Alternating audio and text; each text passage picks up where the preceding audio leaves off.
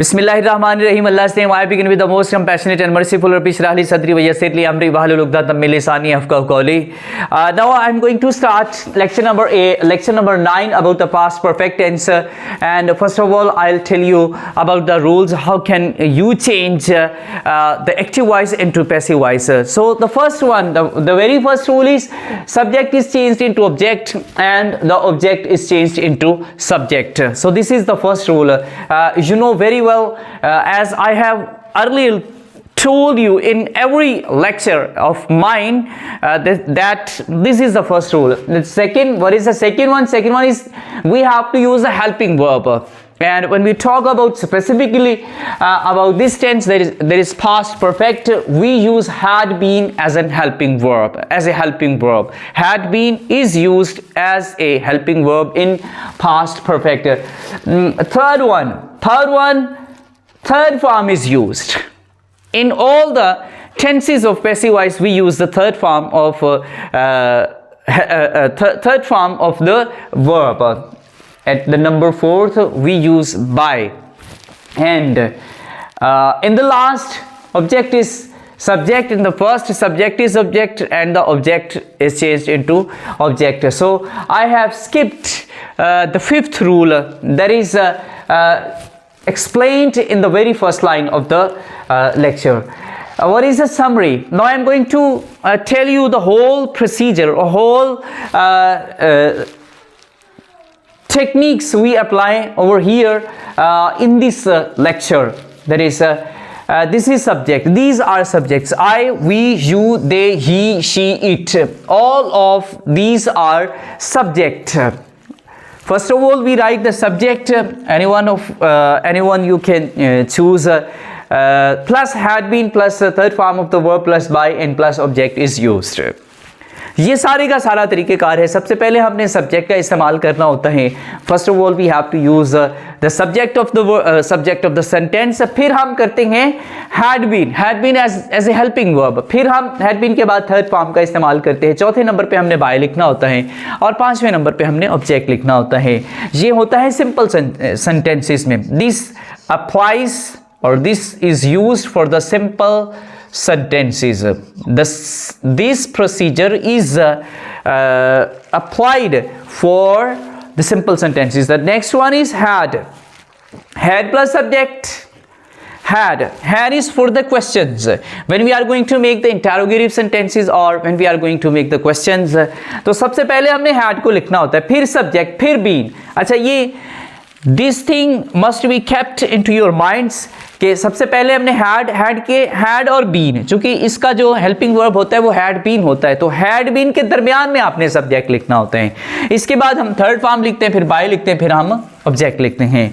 आखिरी है question with the question words. जब क्वेश्चन भी होता है और क्वेश्चन वर्ड्स के साथ होता है, फॉर एग्जांपल व्हाई है, वेयर है, व्हेन है, हाउ है, etcetera. These R W brothers.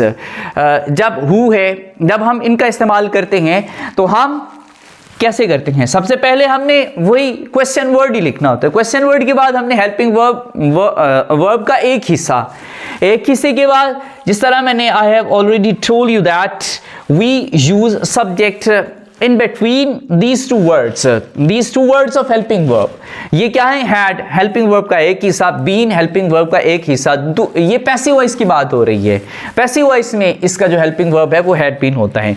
तो why लिखा हमने had और दरमियान में subject, फिर हमने been लिखा, फिर हम third form लिखते हैं. जैसे कि मैंने आपको बताया कि तमाम passive voice के तमाम 8 tenses में third form ही इस्तेमाल होती है. फिर हम by लिखते हैं, फिर हम end पे object लिखते हैं. Now I am going to give you the examples of passive voice. That is, you make them from active voice.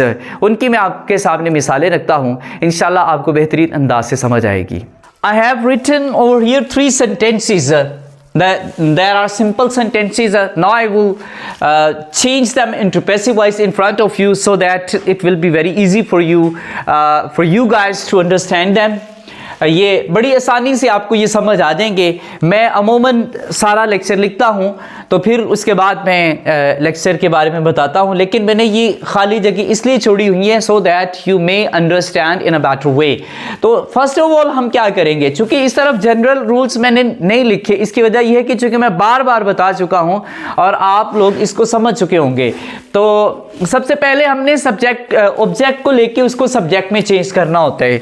तो वो हमारे पास क्या है, वो है आ ट्री ऑब्जेक्ट है, इसको हमने चेंज किया सब्जेक्ट में। तो सबसे पहले हमने क्या लिखा, आ ट्री के बाद हम क्या लिखेंगे, हेल्पिंग वर्ब। सेकंड नंबर पे लिखा जाता है हेल्पिंग वर्ब जो कि है हैड बीन। लेकिन एक बात इंपॉर्टेंट है कि ये जो ऑलरेडी है this is known as adverb of time. ये एडवर्ब ऑफ टाइम है, ये हमेशा दरमियान में लिखा जाता है। ये दो हेल्पिंग वर्ब के दो हिस्से होंगे तो ये ऑलरेडी दरमियान में लिखा जाएगा। तो अ ट्री हेल्पिंग वर्ब का एक हिस्सा दरमियान में ऑलरेडी, और इसके बाद been. A tree had already been के बाद हम लिखेंगे थर्ड फॉर्म जो कि प्लांटेड। ऑलरेडी इस टेंस में थर्ड फॉर्म ही इस्तेमाल होती है तो प्लांटेड का प्लांटेड ही रहेगा। A tree had already been planted। चौथे नंबर पे हमने लिखना होता है by। तो कर कौन रहा है, ही किस में चेंज हो जाएगा, ही सब्जेक्ट है तो it will be changed into object. तो यहां पे क्या आएगा, हिम। तो ये सेंटेंस आपका इस तरह से कंप्लीट हो गया। A tree had already been planted by him।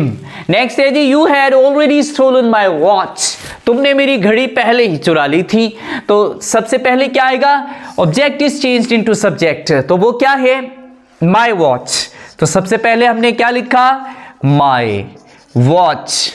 watch had.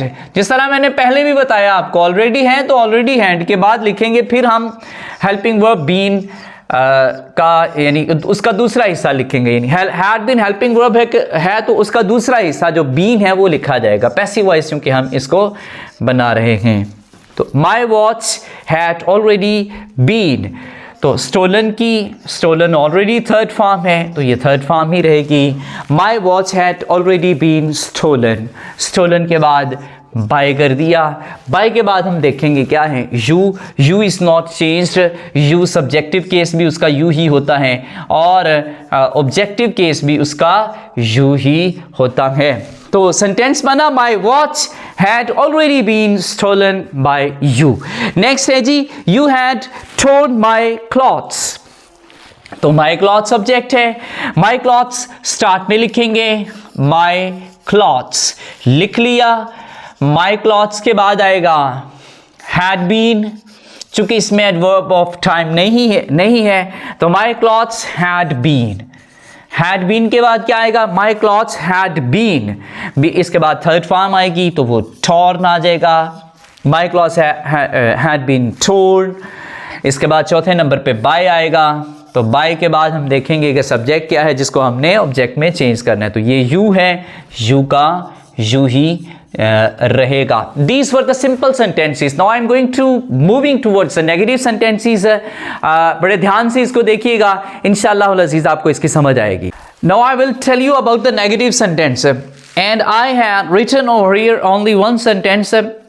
ये आप इसको बड़े अच्छे तरीके से समझ चुके हैं, ये बहुत ज़्यादा मुश्किल नहीं है तो मैंने कहा एक ही जुमला लिखा जाए। He had not posted my letter yet।